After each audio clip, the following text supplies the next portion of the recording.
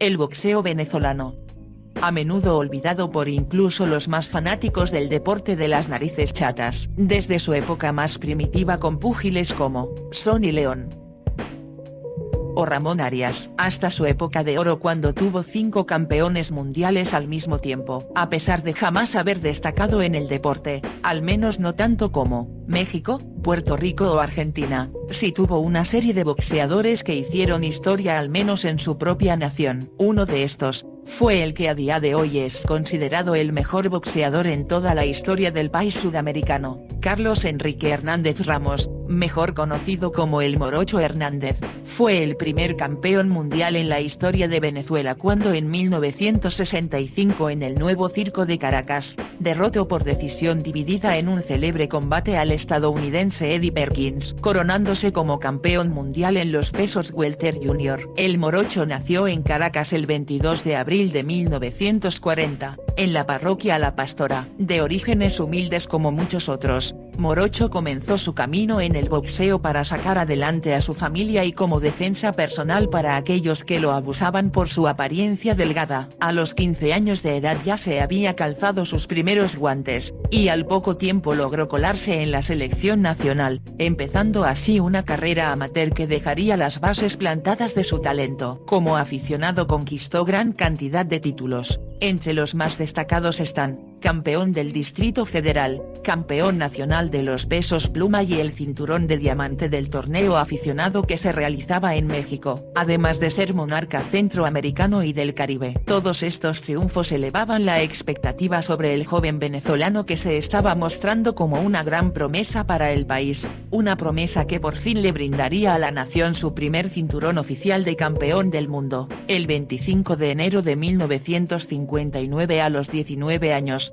Morocho debuta como profesional en el Nuevo Circo de Caracas, ante su compatriota Félix Gil a quien noquea en 3 asaltos. Ese mismo año tuvo una gira por Cuba donde noqueó a 6 púgiles de la isla, antes de encontrarse con el gran Ángel Robinson García, con el cual empató, y de vuelta en Caracas se enfrenta a otro talentoso cubano llamado Douglas Valiant con el que también empata, comenzando así una rivalidad con estos boxeadores donde el Morocho sacaría el mayor partido, derrotando posteriormente a García en 2 ocasiones y a Valiant en otras 2 de igual manera. En 1960 el Morocho tiene su primera gran prueba, debía enfrentar a David Moore, un boxeador estadounidense que ya se había coronado campeón del mundo en los pesos pluma al noquear a Hogan Kid Basey en 2 ocasiones. Moore venía subiendo de división, y el Morocho simplemente era un boxeador de prueba para avanzar en los rankings. Moore tenía un récord de 40 victorias y solo 5 derrotas, contra las apenas 12 victorias que había tenido el venezolano. Si este hubiera sido un caso normal, Moore hubiera acabado con el Morocho rápidamente. Pero no fue así. Para sorpresa de muchos, Morocho destruyó al campeón del mundo en apenas 7 asaltos, quebrándole la mandíbula y mandándolo al hospital por varias semanas. Era impresionante cómo un muchacho delgado con apariencia de ser muy endeble, pudiera hacerle tanto daño a un pugil muchísimo más experimentado. ¿Pudo haber sido el peso? ¿Pudo haber sido demasiada confianza por parte de Moore? Pero el hecho es que Morocho mostró la potencia de sus puños contra un gran rival. Con esta sorpresiva victoria ya no quedaban dudas del potencial que tenía Hernández, ahora solo debía comenzar su camino a los grandes podios, y esto comenzó con el título nacional venezolano del peso ligero que ostentaba Vicente Rivas, quien cayó noqueado en el 8º asalto. Ya era campeón nacional, ahora solo debía tener el cetro del mundo, pero en 1961 sufre su primer revés contra Eddie Perkins. Perdiendo por puntos, el Morocho sufría su primera derrota con el que irónicamente terminaría por darle el cinturón. Después de esa derrota el Morocho libraría 17 peleas de las cuales solo perdería 3, contra Kenny Lane, Paul Armstead y el astro cubano pero nacionalizado mexicano José Mantequilla Nápoles. Pero también tendría victorias ante buenos púgiles como Bunny Grant, Joe Brown, Paolo Rossi y el futuro campeón del mundo Carlos Theo Cruz. además de noquear a Kenny Len en la revancha. Con estas victorias el morocho por fin pudo llegar al tan esperado momento por todos los venezolanos, una pelea por el título mundial, pelea que podría significar el fin de los fracasos por parte de los púgiles venezolanos por alcanzar el cinturón del mundo, y una pelea que significaba la revancha contra aquel que le había quitado el invicto al morocho. La pelea fue pareja pero al final Hernández se alzó con la victoria. Por fin se había roto la maldición, por fin Venezuela tenía un campeón del mundo, donde Ramoncito Arias había fallado, el morocho triunfaba. El país estaba de fiesta, y el morocho ni siquiera pudo celebrar la victoria con su madre sino hasta el día siguiente,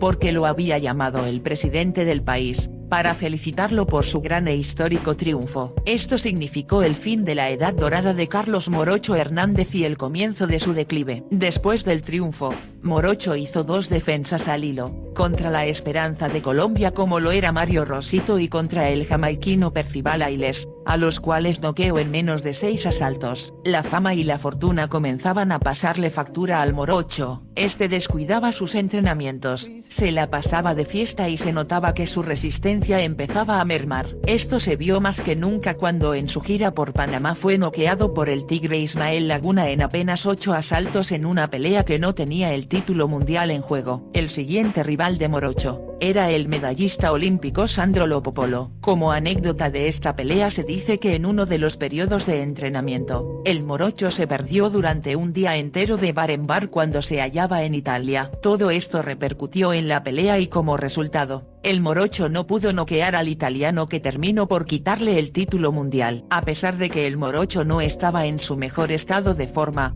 muchos aseguran que ganó la pelea y que el local se vio favorecido en la decisión de los jueces.